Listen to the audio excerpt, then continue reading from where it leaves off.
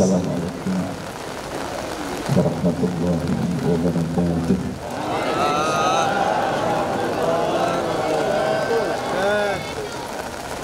Alhamdulillah wa syukurillah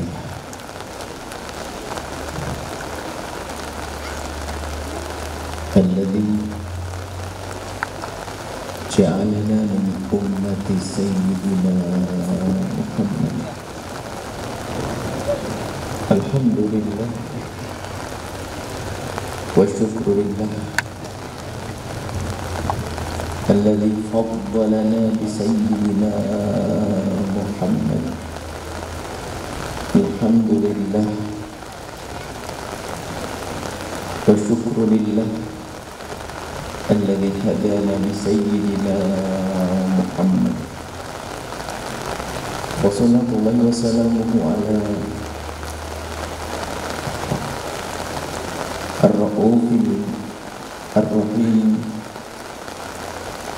habib rabbil alamin sayyidina Muhammadin amin wa ala alihi al-mutahharin wa ashabihi tayyibin wa tabi'ina lahum bi ihsanin ila yaumiddin.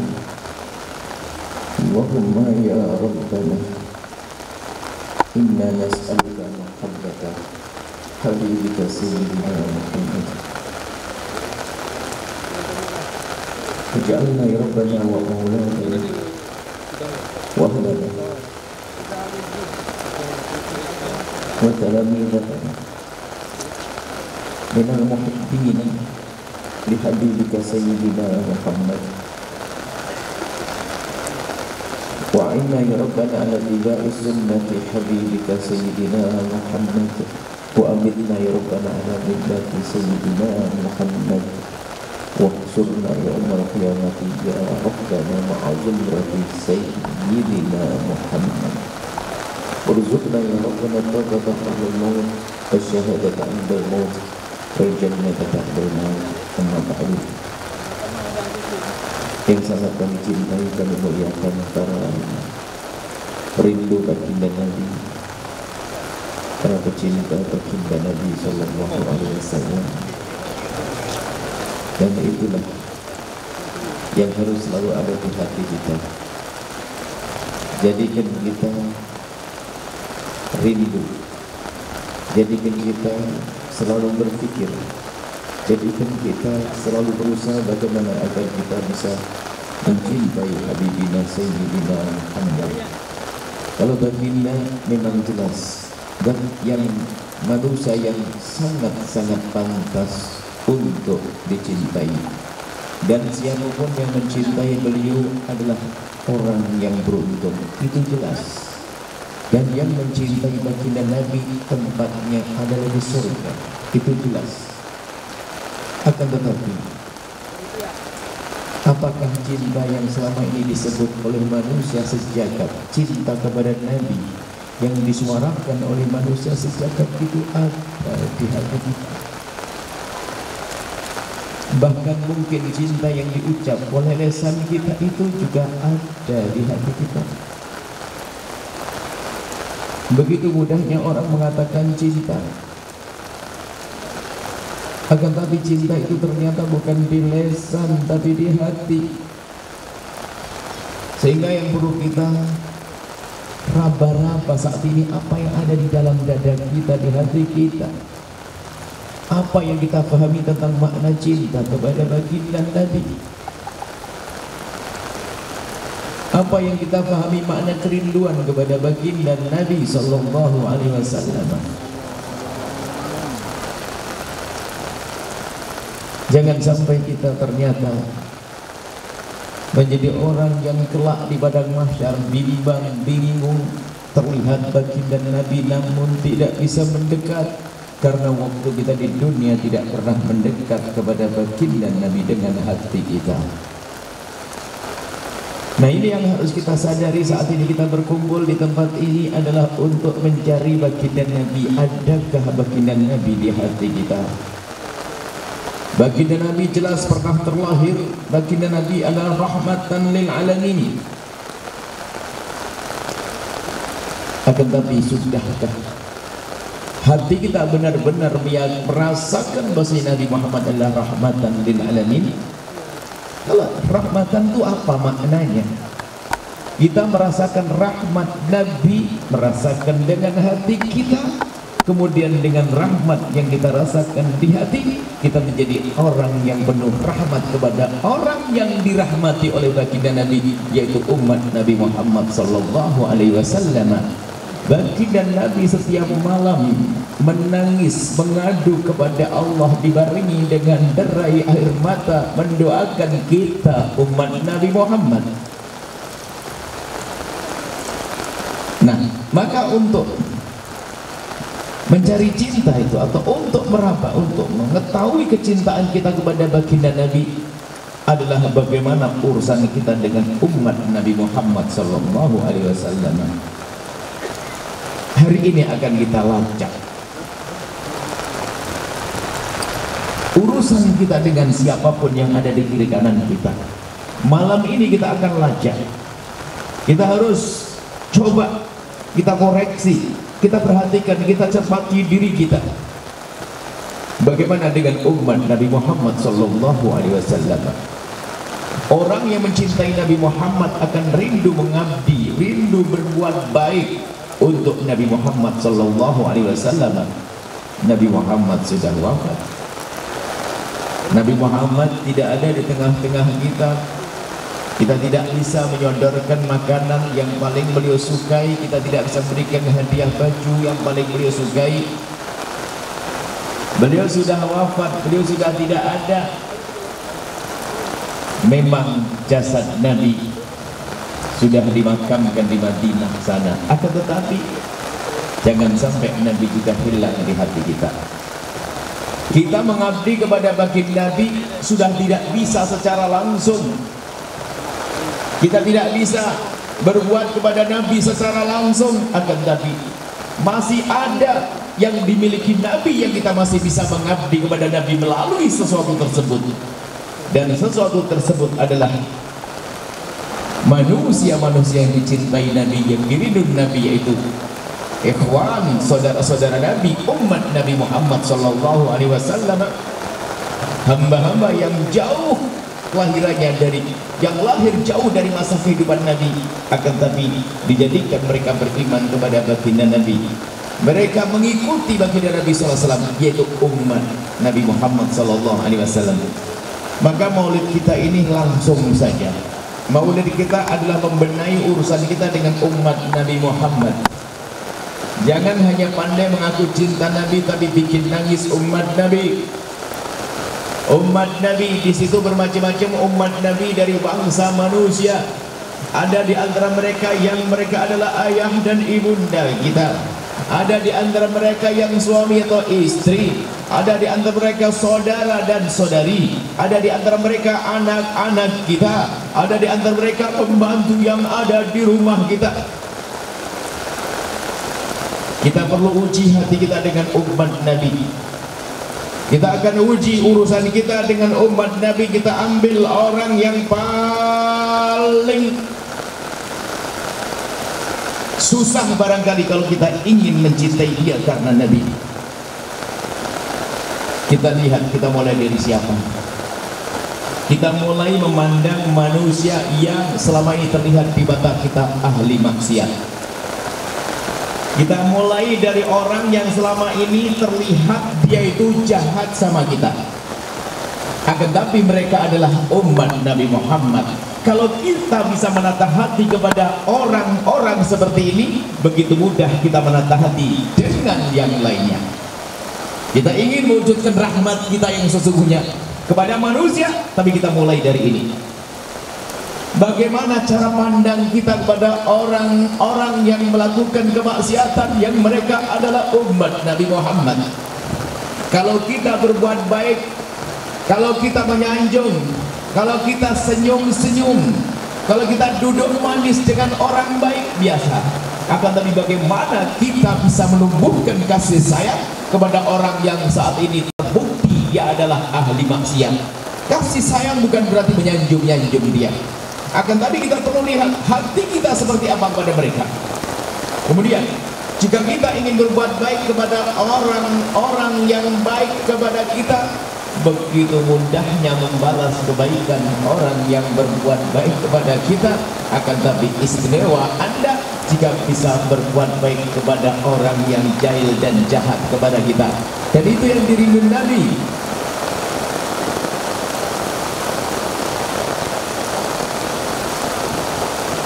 Masya Allah. Semakin deras semakin banyak rahmat. Ajruki ala qadri nasabiki, dan Nabi, Anda bayangkan Nabi suatu ketika ketemu Siti Aisyah dengan capek yang beliau rasakan.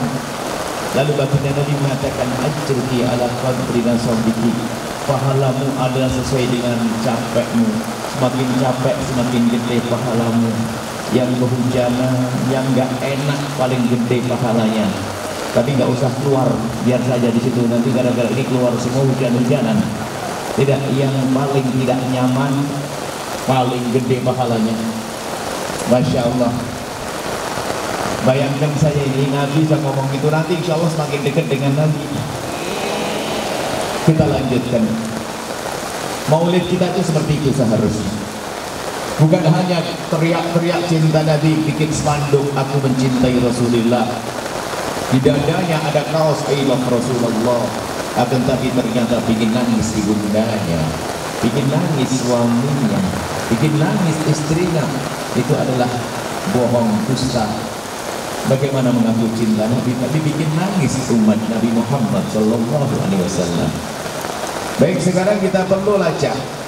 Kalau kita menghormati orang hebat, orang mulia, seorang tokoh agama begitu mudahnya. Karena mereka orang mulia dengan perilaku yang baik, tingkah laku yang baik, akhlak yang baik.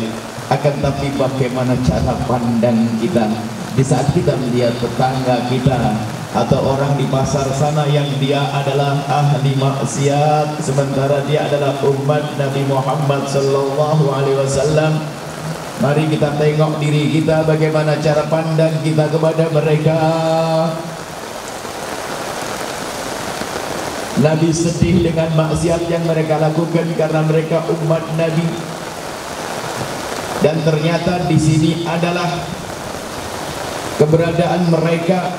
Ingat, jika kita menemukan orang sesat di kiri kanan kita, jika kita menemukan orang maksiat di kiri kanan kita, bahkan jika kita menemukan orang fakir di kiri kanan kita, bahkan kalau kita menemukan orang jahat di kiri kanan kita, bukan Allah tidak mampu merubah mereka. Ketahuilah hai hamba Allah, jika ada orang fakir di kiri kanan kita, bukan Allah tidak mampu mengayakan mereka, akan tapi Allah ingin mengangkat yang sadar yang bisa menolong dia.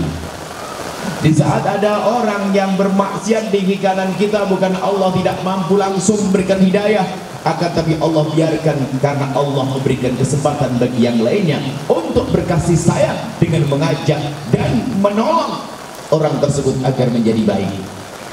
Dan begitu seterusnya. Maka tugas kita, lalu bagaimana sekarang kita memandang mereka? Ini harus kita hadirkan.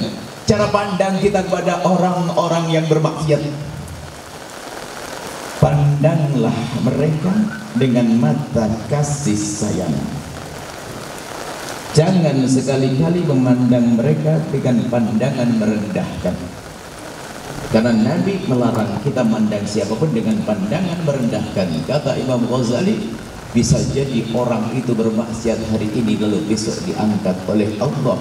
Dan begitu sebaliknya, yang aku ahli ibadah bisa saja rendah dicabut hidayah.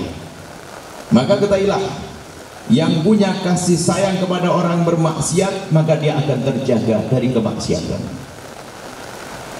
Tapi yang tidak punya kasih sayang bisa saja terjerumus. Makna kasih sayang itu bagaimana sih? Bukan membiarkan mereka bermaksiat, tidak. Makna kasih sayang rasa di dalam hati, hei hamba Allah, jika suatu ketika, dan semoga tidak, seandainya suatu ketika mendengar berita tentang tetangga yang mabuk, tentang tetangga yang berzina, apa yang ada di hatimu, hai hamba Allah? Jika ternyata di hatimu ada rasa sedih, tetanggaku melakukan zina, kemudian tanpa Anda sadari menitikkan air mata, kemudian tanpa sadar pun Anda menengadahkan tangan memohon, ya Allah, itu tetanggaku baik banget, akan tapi kepleset dalam zina, kami mohon ampuni ya Allah, dia ampuni, ampuni, ampuni. Dan tutup aibnya. Jika ternyata diri Anda seperti itu, maka katailah Anda tidak akan terjerumus dalam zina tersebut, dan itu tanda hati Anda hidup. Anda punya cinta yang sesungguhnya kepada baginda Nabi.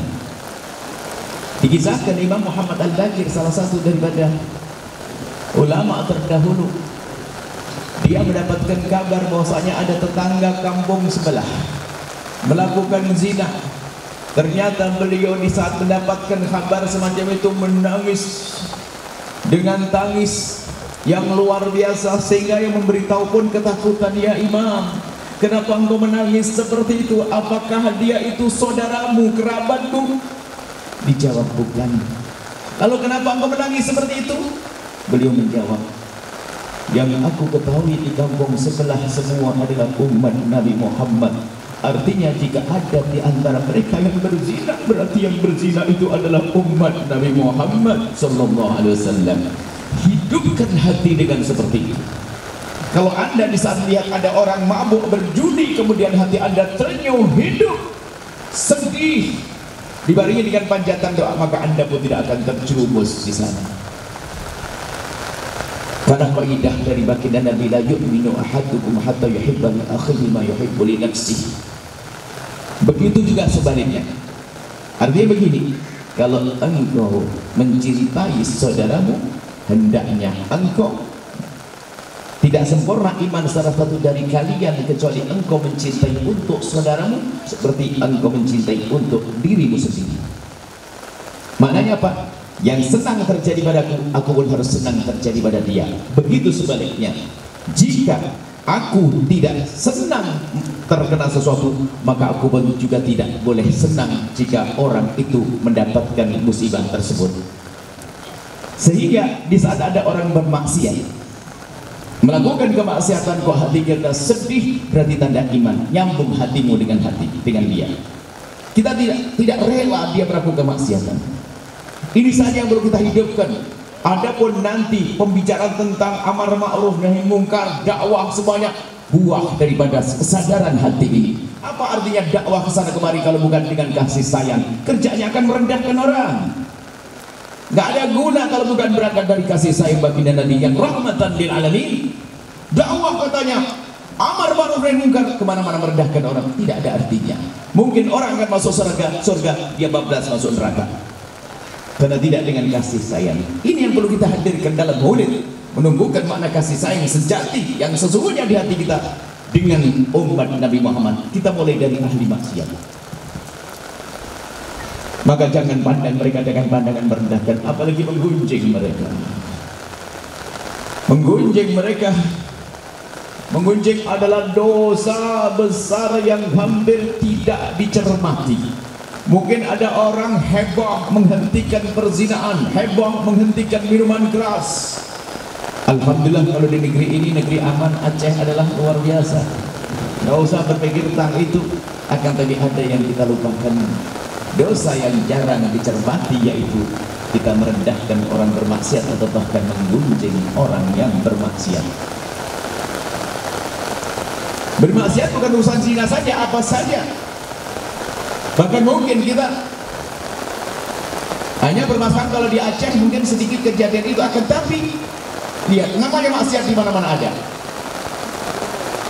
Yang terpenting ini kan untuk ngetes diri kita ini punya rahmat tidak kepada umat Nabi. Waktu sholat Jumat misalnya, berarti kita harus keluar dari Aceh. Kalau di Aceh semuanya pada sholat Jumat, kita keluar ke negeri di luar sana. Kemudian setelah itu tetangga kita yang kita kenal baik, kita lagi pergi sholat Jumat, ternyata dia seorang laki-laki yang tanpa uzur, kemudian tidak sholat Jumat. Apa yang ada di hati Anda? Kalau Anda diam cuek bebek, barangkali Anda tidak punya cinta kepada Nabi Muhammad. Kalau pun menyuruh cinta, Anda berbohong. Kenapa? Ini ada tetangga yang melakukan dosa besar, tapi Anda tidak sedih. Ada pun masalah kita mengajak babnya nanti ini masalah pribadi. Orang pun pura-pura sedih juga bisa. Nah, bukan itu. Akan tapi saya ingin tahu rasa yang kita rasakan apa kira-kira di saat melihat saudara kita bermaksiat. Itu pribadi banget, sangat pribadi, antara kita dengan Allah, antara kita dengan diri kita sendiri. Ini yang harus kita tumbuh suburkan. Dan kalau rasa ini adalah benar dimiliki oleh semua umat Nabi Muhammad, dimulai dari kita, apakah kebayang setelah itu orang berbuat zalim kepada saudara? Apakah kebayang setelah itu dia menjerumuskan saudara? Enggak kebayang. Sehingga makna kasih sayang Nabi yang Nabi tumbuh itu, rahmatan lil alamin itu adalah maknanya mewujudkan makna ini. Dari sinilah nanti akan ada gerakan-gerakan yang juga atas dasar rahmatan indah, dan itu akan menjadi second problem umat hari ini. Juru dakwah kalau tidak punya dasar memandang orang yang dengan mata kasih, maka akan menjadi merendahkan orang lain. Bahaya sekali. Ada dikisahkan kisah tentang pada zaman dulu sebelum berpunya Nabi, ada namanya kisah majin Bani Israel, ahli maksiat dari kaum Bani Israel. Di sisi lain ada abid Bani Israel, ada orang ahli ibadah. Dua kisah model manusia.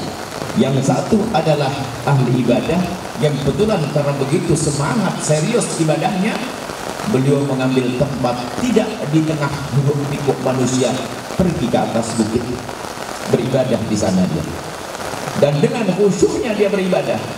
Kemudian di sisi lain ada seorang anak muda yang kerjanya hanya dosa dan dosa. Kalau saat ini sering kita sebut dengan preman pasar, tidak ada maksiat kecuali pernah dia lakukan. Suatu ketika Allah menghendaki mereka bertemu. Sang ahli ibadah yang di atas bukit kehabisan bekal. Karena kehabisan bekal, maka ia pun harus turun beli bekal ke pasar. Rupanya perempuan pasar yang biasa bikin ontran-ontran, bikin gara-gara, bikin kesikutan di pasar, ternyata saat itu hatinya tergerak pengen ketemu kiai yang di atas bukit. Ya sudah begitulah, yang penting dia pengen ketemu, minta doa gitu aja deh. Tiba-tiba tergerak hatinya untuk ketemu kiai, orang ahli ibadah yang di atas bukit. Turunlah sang ahli ibadah dari atas bukit, naiklah anak muda ke atas bukit. Bukit zaman dulu jalannya adalah hanya jalan setapak. Mau tidak mau mereka berpapasan di tengah jalan setapak. Di saat mereka berpapasan, sang preman melihat jubah sang kiai berkibar di depan matanya. Semakin menjadikan dirinya terkagum, dikuasai oleh wibawa sang kiai yang masyhur di telinganya, dia ahli ibadah. Gemetaran dia, terduduk di jalan setapak, tidak bisa berkata sepatah kata pun. Dia hanya minggir di jalan setapak sambil memberikan isyarat dengan tangannya yang artinya silakan kiai lewat, silakan kiai. Sehingga sang kiai pun melangkah melewati sang preman, pergi hingga sang kiai hilang dari pandangan sang preman, tapi tidak hilang dari kekaguman hati sang preman. Tapi ingat, di saat itu sang kiai itu melihat sang preman, juga tahu siapa tidak kenal sang preman. Dia suka bikin gara-gara di pasar, Pak.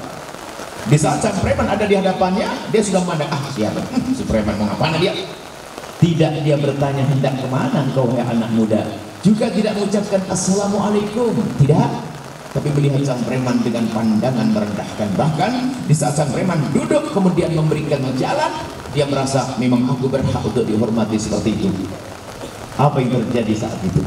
Allah yang maha tahu keadaan mereka berdua. Gara-gara kesombongan ahli ibadah itulah dicabut hidayahnya, sehingga dia menjadi nol, gak punya apa-apa, menjadi orang yang hina. Begitu sebaliknya, biarpun katanya orang preman, ahli maksiat, kalau ternyata masih mengagungkan syiar agama, maka ternyata orang itu menjadi mendapatkan hidayah dari Allah. Jadi kembali kisahnya, bayangkan ahli ibadah saja kalau merendahkan orang ahli maksiat, bisa menjadi sebab hidayahnya dicabut. Ini adalah pendidikan, maka ini sering kami sebutkan. Ini adalah kisah yang istimewa untuk para preman, orang-orang jahat. Ingat, kalau kita melihat orang badung bandel di kiri kanan rumah kita, tapi kalau mereka masih mengagungkan pondok pesantren, menghormati ulama, menghormati syiar, tunggu dia. suatu ketika dia akan segera kembali kepada Allah Subhanahu wa taala.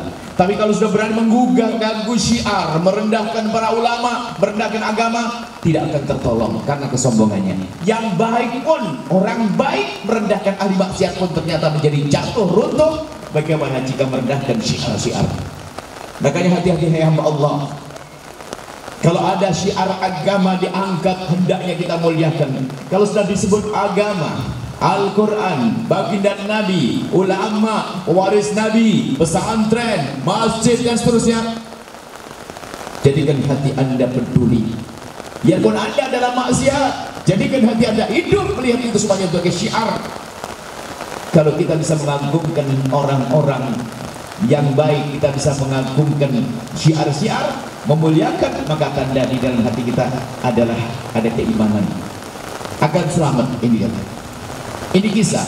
Maka memandang orang yang ahli maksiat dengan pandangan merendahkan menjadi sebab hidayah dicabut. Tapi sebaliknya, kalau kita memandang mereka dengan pandangan kasih sayang, anda tidak akan terjerumus dengan kemaksiatan tersebut. Karena anda sudah tidak senang dengan kemaksiatannya, tapi anda tidak benci pada orangnya. Anda menangis saat melihat orang mabuk, anda sedih, ya Allah, kenapa dia mabuk? Astagfirullah, kenapa dia mabuk? Anda tidak akan mabuk, karena anda sudah benci dengan mabuk. Dari anda menitikkan air mata itu, anda sudah benci kepada mabuk, tapi hati anda tidak benci kepada orang yang mabuk. Nah, ini adalah makna. Tolong pandang siapapun, kalau kita melihat orang bermaksiat, jangan kita serta-merta menegur mereka sebelum kita memohon kepada Allah. Mungkin kita, ini termasuk tugas juru dakwah semuanya. Jangan dianggap Salahuddin berhasil sukses itu langsung peranda, di malam dia menangis mendoakan. Bahkan dalam panjatkan doa, di antara doanya adalah semoga musuh-musuh yang akan berperang dengan beliau mendapatkan hidayah dari Allah sehingga nggak perlu perang lagi. Sebab begitulah baginda Nabi pun juga demikian. Di saat ingin berperang, harapannya adalah mereka tobat dan hidayah sehingga kita nggak perlu berperang lagi. Hati penuh kasih, bukan perang dengan dendam, ingin membumi hanguskan, menghancurkan, ingin menghabiskan, tidak. Tapi harapannya adalah bagaimana mereka menjadi baik. Ini adalah pandangan kita dengan orang yang bermaksiat. Kita lanjutkan. Kalau sudah pandangan ini benar, maka akan mudah kita pandang orang-orang yang tidak bermaksiat. Siapa orang tidak bermaksiat tapi kadang tampak rendah di mata kita? Pembantu di rumah kita. Ayo. Kalau kita sadar siapakah dia? Dia adalah umat Nabi Muhammad SAW. Biarpun katanya ahli ibadah, tapi tidak bisa menghargai orang-orang semacam itu umat Nabi. Maka lihat propos kecintaannya kepada Rasulullah.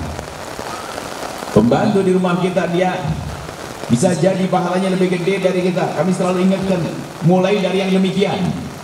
Belajarlah kita berakhlak pada pembantu di rumah kita. Sebab ada orang tampak akhlaknya baik di luar, tapi di rumah ternyata yang tampak adalah kebusukannya. Dan sebetulnya kalau orang sudah, itu yang hilang kasih sayangnya. Di rumah kita kalau ada pembantu antara dua, mungkin dia lebih tua dari kita atau lebih muda dari kita, dan kita punya pedoman, punya bimbingan dari Nabi. Kalau dia lebih tua dari kita, laisa minna malam yuwakkir kabirona, bukan termasuk golongan kami yang tidak bisa menghormati yang lebih tua. Terserah dia apakah pembantu atau yang lainnya. Ternyata pembantu kita lebih muda dari kita, harus tampak kasih sayang. Laisa minna man lam yarham saghirana, bukan termasuk golongan kami yang tidak bisa berkasih sayang dengan yang kecil. Ini yang harus kita hadirkan. Kita koleksi diri kita dengan yang demikian. Hati rusak ini bermasalah, merendahkan. Bahkan mungkin gayanya adalah ibadah. Coba kalau kita merenung sejenak, kalau kita nggak ada pembantu, bingung kita kayak apa. Lihat siapa yang menanakkan nazir, yang mencuci baju, siapa. Bahkan kalau seandainya berlomba antara bosnya dengan pembantunya sama-sama ahli ibadah, bosnya tahajud, pembantu tahajud, bosnya puasa Senin Kemis, pembantu puasa Senin Kemis. Coba kita lihat, pembantunya, bosnya itu bos yang sangat rajin puasa Senin Kemis, duhaan, pembantunya pun sama, puasa Senin Kemis, duhaan, dan sholat malam tahajudan. Pembantu tahajud, bos tahajud, Masya Allah, hebat semuanya. Tapi ketahuilah, bosnya tetap kalah. Kenapa? Bosnya itu waktu buka dan sahur yang menanakkan nasi adalah pembantu, tapi pembantu tidak pernah dinanakkan nasi oleh bosnya. Di saat sang bos melakukan sholat malam, disiapkan sajadah dan makanannya yang menyiapkan pembantu, tapi bosnya tidak pernah menyiapkan ke pembantunya. Ternyata kalau kita merenung seperti ini, pembantu lebih istimewa lagi saat itu. Nggak sempat merendahkan. Itulah rindu dan cinta baginda Nabi Muhammad Sallallahu Alaihi Wasallam. Kita mulai dari yang seperti ini dulu. Kemudian kita juga terlena. Kelihatannya berbuat baik banyak, akan tapi tersimpan dendam di hati kita. Kita dendam kepada umat Nabi Muhammad Sallallahu Alaihi Wasallam. Maka mari kita lihat itu umat Nabi. Jangan kita mendendam. Yuk kita berlatih membalas kebaikan orang yang jahat kepada kita. Kalau kita sudah bisa menggunakan ini, ya indah, rumah tangga akan indah, keluarga akan indah, bersahabat akan indah. Karena prinsip kita adalah kita akan melihat, kita akan membalas siapapun yang berbuat jahat dengan balasan kebaikan. Dia tambah cinta, ya Allah. Anaknya baik-baik, ya Allah. Berikan segala kebaikan, ya Allah. Bisa,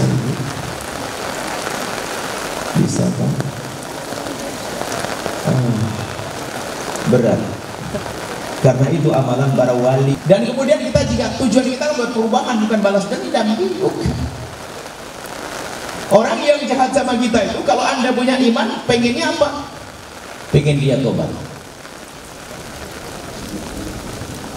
Lalu kembali kepada jalan yang Allah ridhoi. Nah, ini yang harus ada di hati kita. Nah, mari kita tata sekarang perlahan demi perlahan. Kita melihat, kita harus cari dong. Cari. Kemudian Anda tes. Kalau lagi lupa itu bukan berarti Anda hilang dendam. Kebetulan tidak ingat, tak. Bila ingat, kurang ajar, ya betul. Orang ingat. Tidak, ingat dia. Kemudian Anda belajar, bersihkan. Siapa yang menjebret, yang belem, siapa yang menfitnah Anda, siapa yang menjebret. Urusan pribadi ya. Mungkin saudara Anda merebut waris Anda. Ini ujian besar bagi Anda. Kalau orang sudah bisa menjadi ini, nggak akan berebut waris. Anda rawaris, Anda direbut oleh saudara. Kami ini berandai-andai saja. Kami tidak ingin saudara Anda masuk neraka. Berandai-andai. Jika seandainya ada di antara yang hadir kok saudara yang merebut waris, ujian bagi Anda. Bisa tidak menata hati Anda? Menuntut di mahkamah, ya diperkenankan. Tapi Anda harus setiap malam mendoakan, ya Allah, jaga saudaraku itu. Berikan bimbinganmu, ya Allah. Lapangkan rezekinya, ya Allah. Jadikan anaknya anak soleh, ya Allah. Terus berdoa. Kemudian kita bertemu dengan dia, tetap dengan kebaikan. Terus kita berbuat baik kepada dia, padahal dia merebut waris kita. Sampai Anda ini bersama orang musuhi Anda itu seperti orang mencintainya. Ini perlu latihan dong. Adik yang merebut waris, ternyata kita bisa melawan. Amarah, emosi di hati kita bisa teredam. Itu baru istimewa. Orang hebat, dialah kekasih Allah, wali yang berjalan di atas bumi. Ini kan kadang-kadang emosi. Kadang-kadang kalau sudah rebutan waris, kan begini kisahnya. Abangnya merebut waris, adiknya yang direbut. Berartinya abangnya yang merebut kan ahli neraka dia. Sebab merebut waris itu kan masuk neraka, melakukan dosa 3, dosa gede. Rebut waris ahli neraka yang berjalan di atas bumi. Kalau orang merebut waris itu dosanya banyak, double gede-gede semuanya. Satu, durhaka kepada bapak ibunya, karena bisa kita mengambil harta saudara, berarti menyakiti ibu sama bapak. Yang kedua, mengambil harta saudara. Yang ketiga, memutus tali persaudaraan. Semuanya menjadi sebab masuk neraka. Tapi diborong oleh perebut waris, berarti sang abang masuk neraka. Karena jahil dan jahat kepada adiknya, warisan adiknya direbut sama abang ahli neraka. Sudah jelas, kawannya setan, tepuk tangan setan. Sang adik ahli surga. Mestinya kan begitu. Cuma musuh bebuyutan kita, iblis, syaitan, tidak membiarkan ada orang mau masuk surga. Mau diapain adiknya? Dibisikkan di hatinya, ditanamkan benci dan dendam. Itu setan kalau menanamkan benci perlu waktu yang lama. Di tahun pertama dia biasa saja, sang adik itu nggak akan marah, bisa menahan, bahkan bukan sekedar menahan untuk dirinya, istrinya juga nggak tahu, anaknya juga nggak tahu, disimpan. Cuman setan itu penasaran, ini kok orang mau masuk surga? Enggak deh, harus masuk neraka.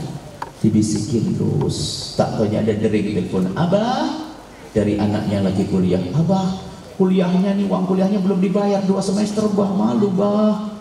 Iya nak, ntar abah cari duit. Belum, baru tutup telepon, istrinya belum, bah, gasnya habis. Terus genteng dapur bocor, terus keran sebelah itu terus ngalir airnya,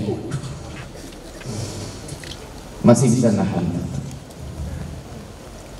Besok harinya tak tanya apa, abangnya datang, masya Allah, yang rebut waris itu pakai mobil baru, bawa undangan. Dek, besok datang ya. Kemana bang? Syukuran rumah, abang baru bikin rumah tuh. Syukuran rumah, sekalian mau berangkat umroh keluarga. Setan dia masih aman-aman saja, dapat undangan syukuran rumah, hadir untuk pelepasan berangkatan umroh keluarga.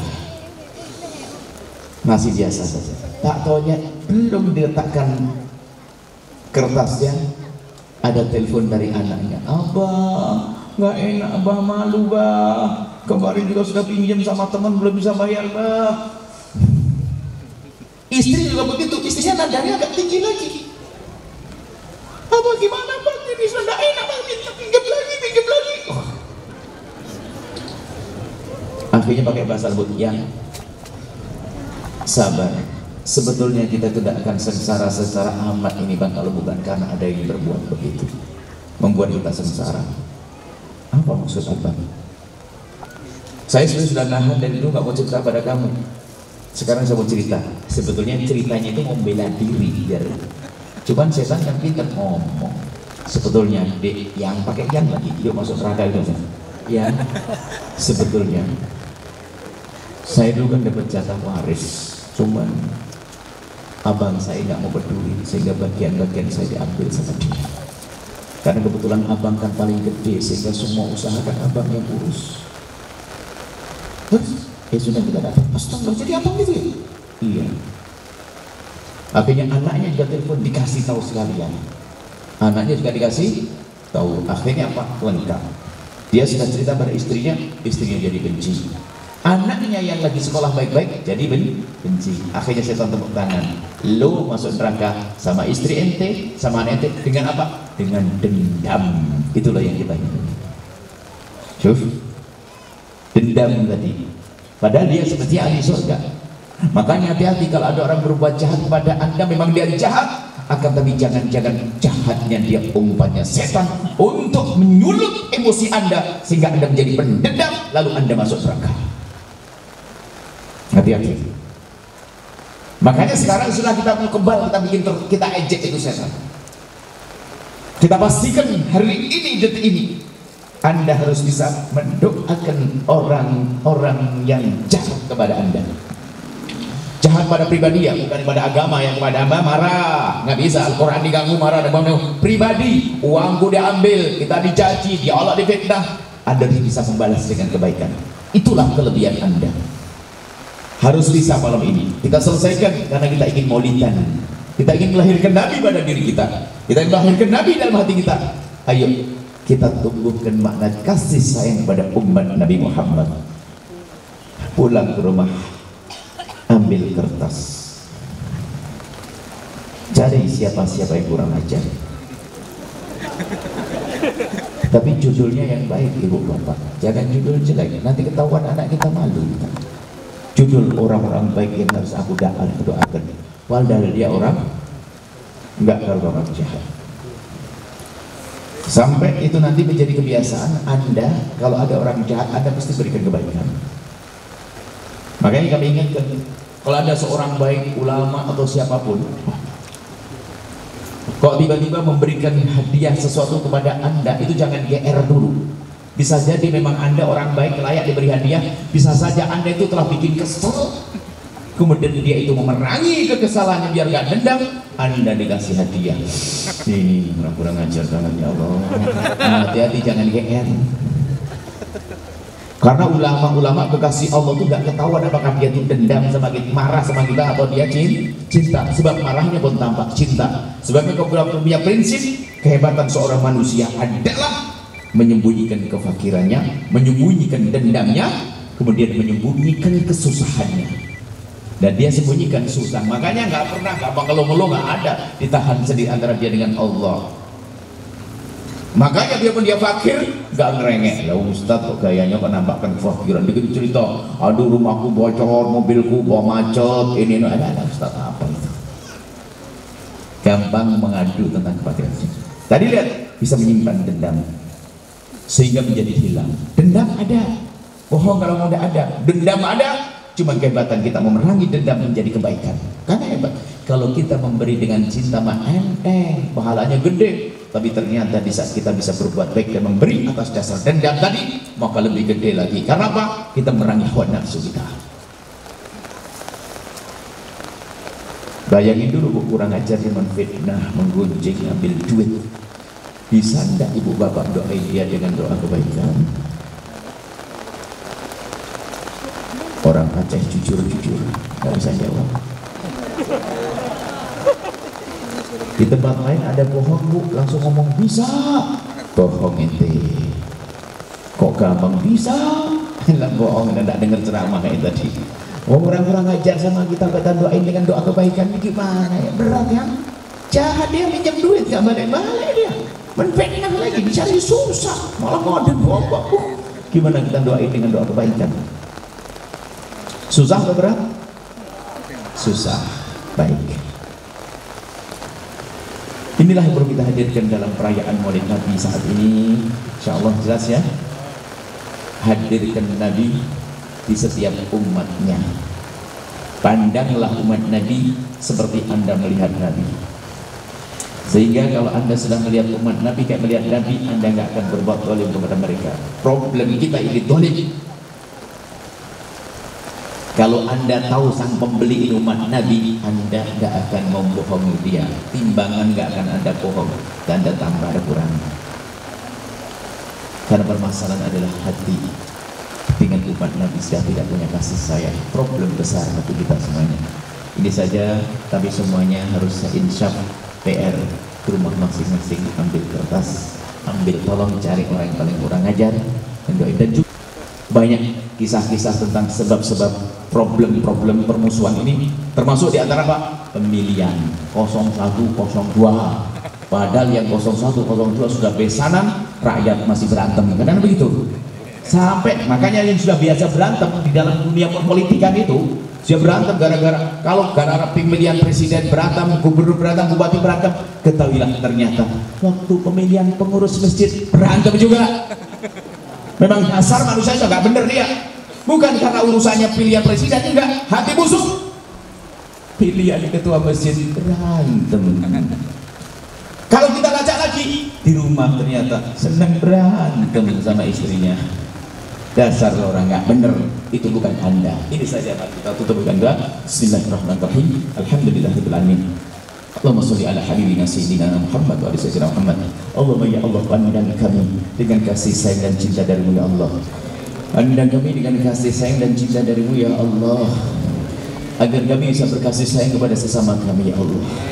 Ya Allah, jadikan mata kami mata yang penuh kasih, sehingga mata kami bisa memandang hamba-hamba-Mu dengan pandangan kasih sayang, bukan dengan pandangan merendahkan ya Allah. Maka kami mohon di antara tetangga kami, masyarakat kami, keluarga kami, jika ada di antara mereka ya Allah yang masih sering tercebur dalam kehinaan, kehinaan kemaksiatan ya Allah, kami mohon ampuni mereka ya Allah, dan angkat derajat mereka, ampuni dan bencikan kepada kehinaan. Kami mohon jauhkan kami semua ya Allah dari segala dosa ya Allah, jauhkan kami dari zina yang hina dan Kau hinakan itu ya Allah.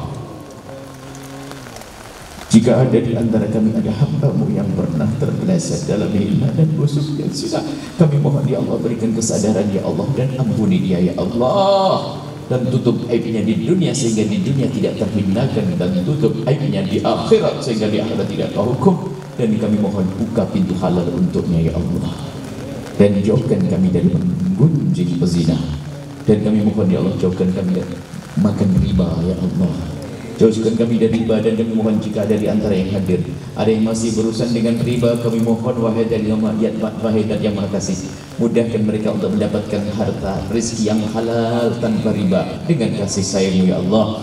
Dan kami mohon ya Allah jauhkan kami dari meninggalkan salat.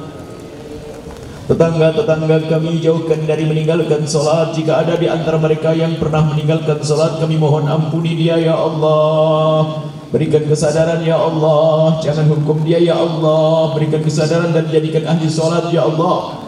Dan kami mohon ya Allah, wujudkan keindahan dalam rumah tangga kami, jauhkan kami dari perselisihan dalam rumah tangga kami. Jika ada di antara yang hadir ya Allah yang rumah tangganya tidak indah dan tidak harmonis, akan tapi mereka telah mendatangi tempat mulia saat ini Allah, kami mohon berikan ke hati mereka kasih sayang, sehingga mereka bisa berkasih sayang dengan pasangannya ya Allah, sehingga hidup mereka setelah ini semakin indah ya Allah. Ya Allah, kami tidak rela jika ada hamba-hambamu yang menghadiri acara mulia seperti ini lalu bermusuhan dalam rumah tangganya.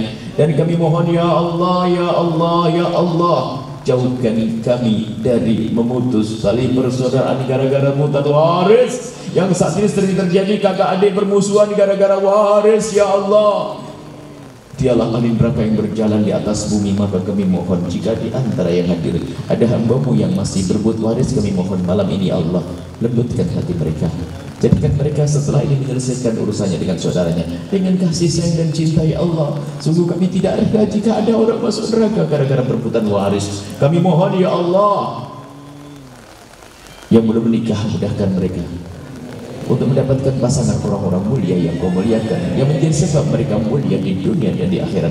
Kami mohon ya Allah, berkailah pesantren ini ya Allah, berkailah pesantren ini, berkailah yang mengurusnya, berkailah yang berjuang di dalamnya. Berikan kepada semua yang berjalan di dalam segala kebaikan di dunia dan di akhirat ya Allah. Engkau Maha tahu ya Allah. Dan dikirimkan ke tempat ini orang tulus dan ikhlas ahli surga-Mu ya Allah, Allah yang bisa berjuang di tempat ini ya Allah, dan jadikan kami bersama mereka ya Allah.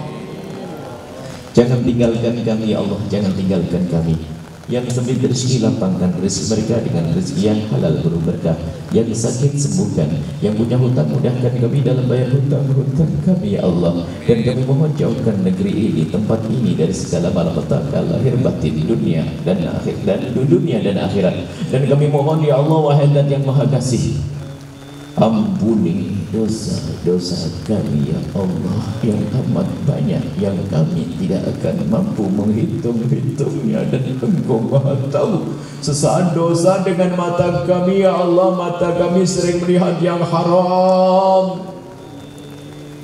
Engkau Maha tahu ya Allah, mata kami sering melihat yang haram. Dari mata inilah ya Allah akan merusak hati kami ya Allah, syahwat kami, keadaan kami. Maka kami mohon ya Allah, ampuni dosa mata kami ya Allah. Sungguh dengan dosa mata ini sangat cukup jika Engkau ingin menghancurkan mata kami, tapi kami mohon jangan hancurkan mata kami ya Allah. Ampuni dosa mata kami ya Allah, sebab kekotoran mata kami ada di mana-mana. Sesaat ada di handphone yang kami pegang, sesaat di laptop yang Kau berikan kepada kami, sesaat di layar televisi ya Allah.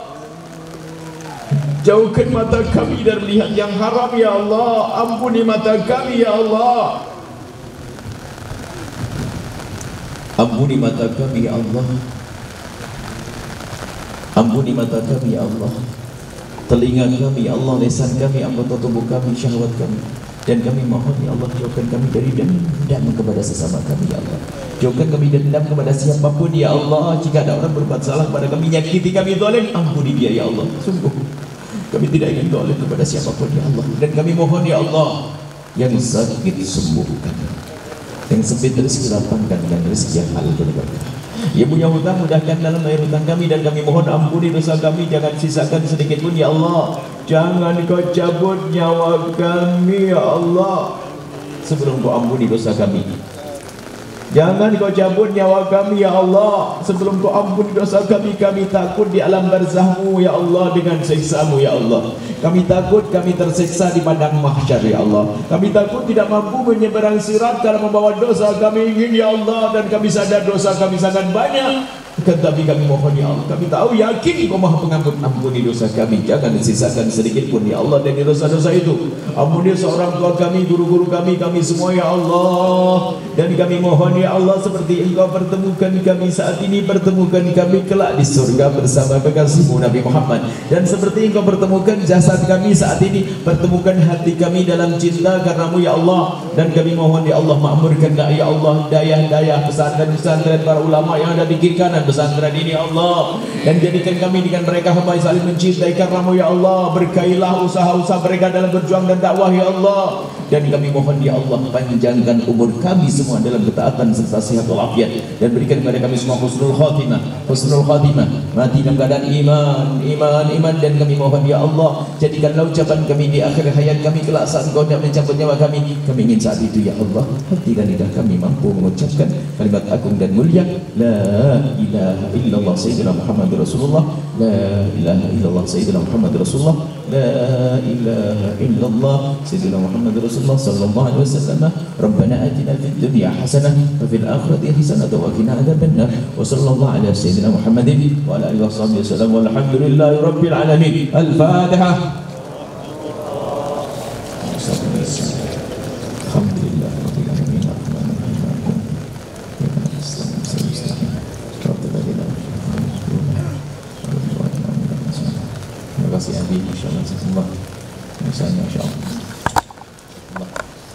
Semuanya, Assalamualaikum warahmatullahi wabarakatuh. Waalaikumsalam warahmatullahi taala wabarakatuh.